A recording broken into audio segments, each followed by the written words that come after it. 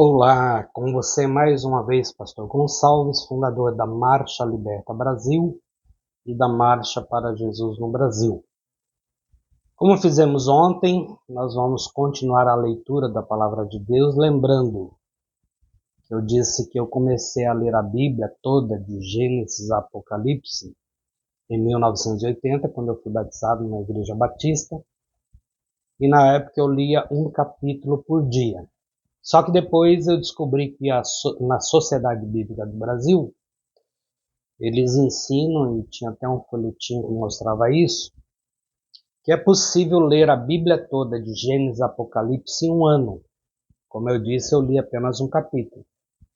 Mas depois comecei a ler, como essa orientação da Sociedade Bíblica, 3 capítulos de segunda a sábado e 5 capítulos aos domingos. Assim, eu, você e cada um faz isso, consegue ler a Bíblia toda em um ano. Só que depois eu decidi ler mais capítulos por dia, 4, 5, 6. E há uns 10 anos atrás eu comecei a ler 7 capítulos todos os dias. E como eu faço isso?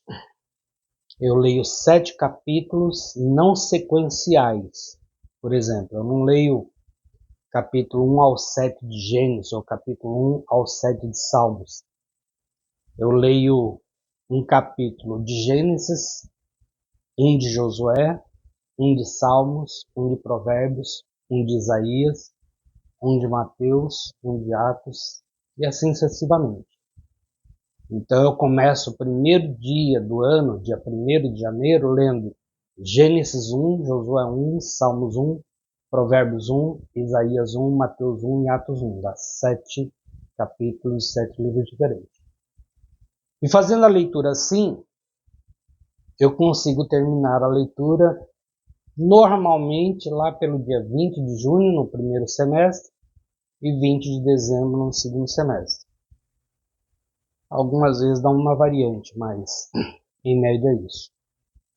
E ontem, então, nós lemos o capítulo 1 de Salmo, e hoje eu vou ler o capítulo 2.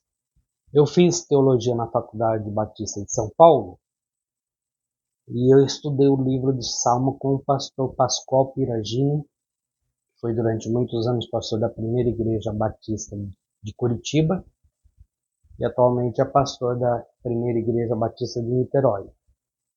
E aprendi uma coisa com ele, aprendi muitas coisas no Salmo, estudando Salmo com ele durante um ano, mas uma das coisas que eu aprendi é que quando você cita um salmo, no singular é um salmo, porque você vê e ouve, volta e meia por aí, pastores e pregadores dizendo, vamos ler o Salmos 1. Não é o Salmos 1, é o Salmo 1. Ah, vamos ler o Salmo 100, ou Salmos 101. Não é o Salmo 101, etc. É o Salmo 100 ou Salmo 101. Por quê? Porque quando você cita um salmo apenas, você está citando no singular.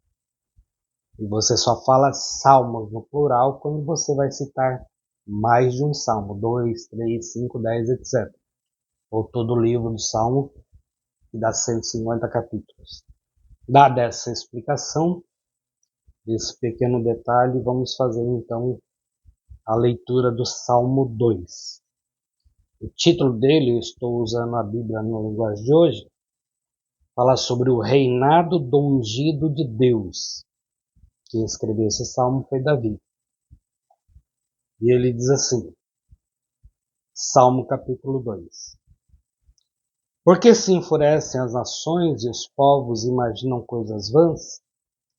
Os reis da terra se levantam e as autoridades conspiram contra o Senhor e contra o seu ungido, dizendo, vamos romper os seus laços e sacudir de nós as suas algemas.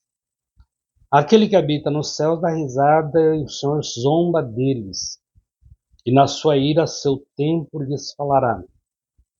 E no seu furor os deixará apavorados, dizendo, eu constituí o meu rei sobre o meu monte, o meu santo monte Sião. O rei diz: proclamarei o decreto do Senhor. Ele me disse: você é meu filho, hoje eu gerei você. Peça, e eu lhe darei as nações por herança e as extremidades da terra por sua possessão.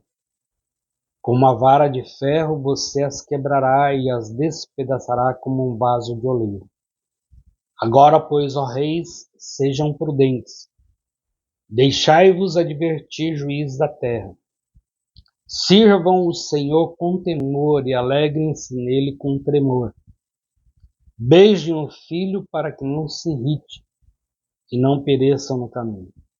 Porque em breve se acenderá a sua ira. Bem-aventurados todos aqueles que nele se refugiam. Lembrando que essa expressão bem-aventurados em toda a Bíblia é traduzida na linguagem do português para felizes. Bem-aventurado é uma expressão hebraica que traduzida para o português significa feliz. Tanto que algumas Bíblias, algumas versões, elas não citam bem-aventurados, mas diz feliz ou felizes aqueles que fazem isso ou aquilo. Como fizemos ontem, vamos orar novamente. Meu Deus e meu Pai que está nos céus, nós te agradecemos por mais um dia de vida e saúde, pelo ar que respiramos, pela água que bebemos, pelo teto que nos abriga, pela cama que nos acolhe, pela coberta que nos aquece. Te agradecemos pelo